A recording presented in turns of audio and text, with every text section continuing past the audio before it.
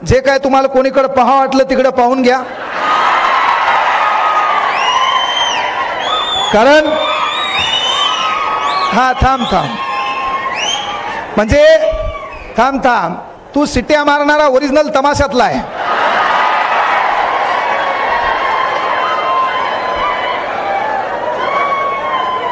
म्हणजे तू अशा सिट्ट्या मारायला की जुनो घरच तुया कोणीतरी हलगी वाजित आहे. आपल्याला चालू काय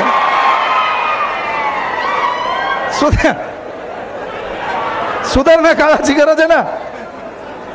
आपल्याला बोलायचं का ते मुद्दा गेला. मी तुला काय सांगितलं, जिकडे पाहायचं तिकडे पाय. तुला कळलं मी ज्या गोष्टी बोलायच्या होत्या, मी बोललेल्या गोष्टी ज्याला कळत नाही ते नाबालिक आहे. आणि मग इथं एखादं पोरग कॉन्स्टेबल लागलं, कॉन्स्टेबल लागल्यावर त्यांना गल्ली बोळामध्ये पेढे वाटले असतील, पण जे लागलं नाही त्याला ताण आला.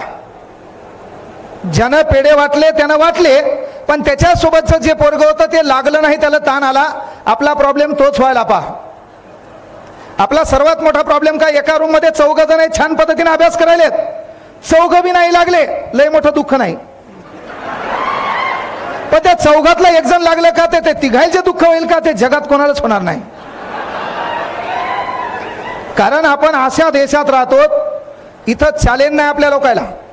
आपल्या लोकांची मेंटॅलिटी आहे, लोकायला दुःख झालं मला दुःख आहे थोडंफार चालते, पण अख्खं जग सुखात आहे म्हणले आणि मी एकटा दुखात आहे तेव्हा आपल्याला ताण यालाय. म्हणून मी त्यासाठी उदाहरण सांगितलं, बाबा आपल्याला मेंटॅलिटी बदलायची आहे. संत ज्ञानेश्वर महाराज म्हणले, अवघाची संसार सुखाचा करीनं आनंदे भरीनं तिन्ही लोक. आपल्याला संसार सुखाचा जगाचा करायचा होता, आनंद तिन्ही जगात भरायचा होता. पण आता प्रॉब्लेम असा झाला, आपलीच माडी आपलीच गाडी आणि आपल्याच बायकोची गोल गोल साडी, याच्या बाहेर आपला विचार नाही. मेन प्रॉब्लेम ते सकाळी म्हणला होता तो शाळेत जाताना, भारत माझा देश आहे, आणि शेवटी एकच वळतूल पाठ झाली, यातच माझे सौख्य समवले आहे.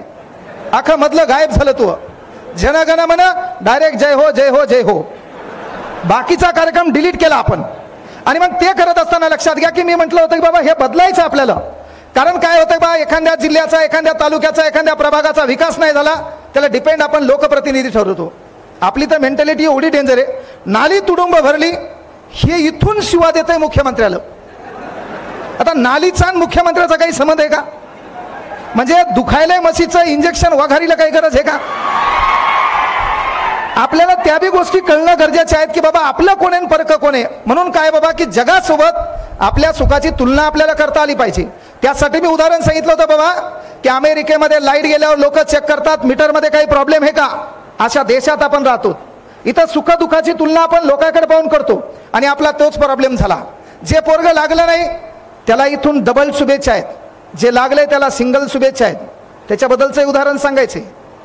जे लागले ते कॉन्स्टेबल झाले, मे बी एखाद्यात क्वालिटी असेल, कारण तुम्हाला जे पाहिजे ते देव देत नाही, तुमच्यासाठी जे लायक आहे ते देव नक्की तुम्हाला देत असतो.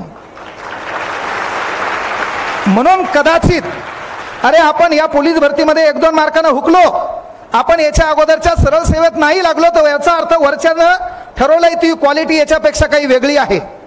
मी काय शिक्षण सेवक झालो का? मी DED CET ला 6 मार्कांना नापास आहे. महाराष्ट्रातले पोरं शिक्षक व्हायसाठी माझ्या क्लासला येतात. काळ बदलला भाऊ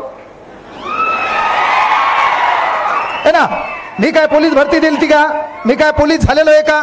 नाही. महाराष्ट्रातले प्रत्येक पोरग पोलीस मध्ये, महाराष्ट्रातला असा जिल्हा कुठला नाही की त्या जिल्ह्यात आपलं पोरग पोलीस नाही. महाराष्ट्रातला आता हे पुढे बसले राजेश गिरी 2014 ची पहिली बॅच इथंच आहे. राज्य उत्पादन शुल्क पोलीस व्यंकटेश पवार इथंच आहे तुमच्या इथं धाराशिव मध्ये 10 पोरं आपल्या क्लासचे आहेत. महाराष्ट्रातला जिल्हा तालुका नाही. हे कधी होईल माहिती आहे का? पहिल्यांदा तुम्ही तुम्हारे सिवा तुमसे ज्यादा कोई नाही पहचानता. आपला प्रॉब्लेम काय माहिती आहे का? आपल्या लोकांना जरासं निगेटिव्ह केलं की आपला कार्यक्रम तिथं बिघडायला. आणि सुख दुःखाची व्याख्या थोडी बदलायची. मी काय म्हणलं, अमेरिकेत लाईट गेल्यावर लोक चेक करतात मीटरमध्ये काही प्रॉब्लेम आहे का. जपानमध्ये लाईट गेल्यावर लोक चेक करतात चला वायरिंग मध्ये काही प्रॉब्लेम आहे का. आणि भारतात लाईट गेल्यावर दलिंदर बाहेर येते, पाहते लोकाची गेली का. म्हणजे याला कळालं लोकाची गेली आपली गेली बरं आहे म्हणते. याला कळालं लोकाची बी लाईट गेली आणि आपली बी गेली बरं आहे म्हणते. पण याला कळालं अख्ख्या गावाची लाईट आहे फक्त आपलीच गेली. मग हे येळूचा बांबू घेते, ते बांबू घेऊन डिपीत जाते. याला धतुरा लाईटचं काही माहित नसते, लांबून ढुसणे आणते आणि त्या लांबून डुसण्या आणून सर्व फ्यूज पाडते, अख्ख्या गावाची लाईट घालते, अख्खा गाव अंधारात झोपीत आहे आणि सकाळी म्हणते भारत माझा देश आहे. थांब झाकण झुल्या.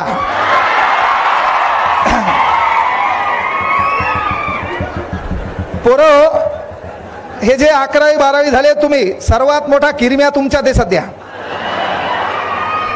पण एकच गोष्ट सांगतो, आजकालचे तुम्ही इथं बसलेले पोरं आहेत, एकच सिच्युएशन हातात घ्या आणि लक्षात घ्या. तुमचा बाप इथं कुठतरी बसलेला आहे. काहीचा बाप इथं बसलेला असेल, कोणाची आई पण इथं बसलेली असेल, कोणाची बहीण इथं बसलेली असेल, कोणाच्या हृदयाचे तार जुटलेले असेल, ती पण इथं बसलेली असेल.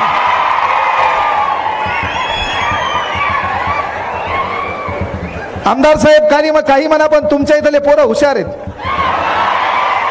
त्याला एका सेकंदात कळलं हृदयाचा तार म्हणजे काय, त्याला एका सेकंदात कळलं डीपी म्हणजे काय, आकडा म्हणजे काय, खंबा म्हणजे काय. म्हणजे या पोरायला चॅलेंज नाही. पोरियो तुम्ही पण सुधरा. अख्खा थांब रे, थांब थांब, मला बोलू दे, नाही तर मग एकटा तुला येऊन इथं वरडायला लावील. पोरियो टाळी, थांब थांब. तू त्या माईच्या पोटात काऊन नाही मेला रे? तुझी गरज काय होती देशात?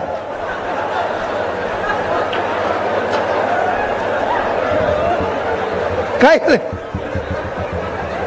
मी बोलायला चाललो मदत ऊ करायला. अरे पोरियो, टाळी एका हाताने वाजत नाही.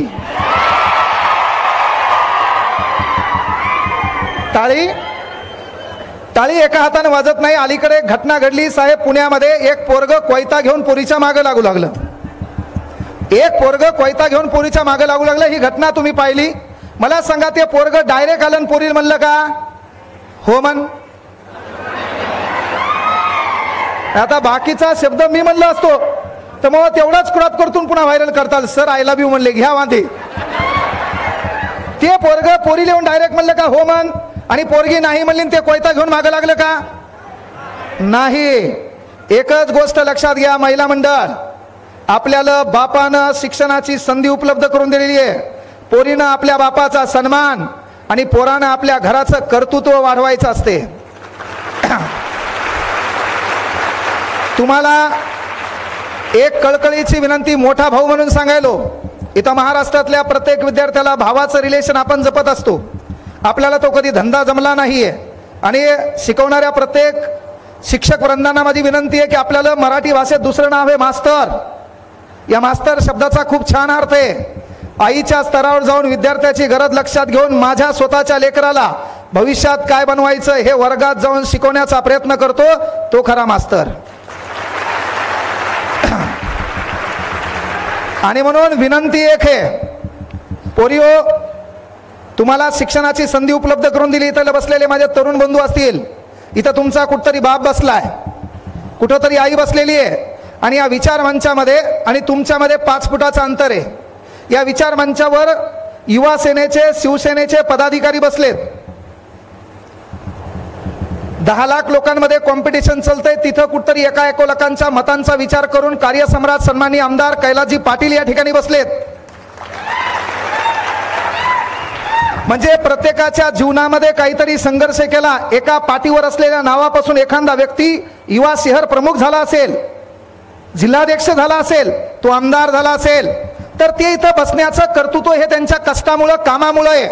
म्हणून पोरं एक गोष्ट लक्षात घ्या, कदाचित तुम्ही तलाठी, ग्रामसेवक, लिपिक येणाऱ्या मागल्या पोलीस भरतीत नसाल लागला, न लागू द्या.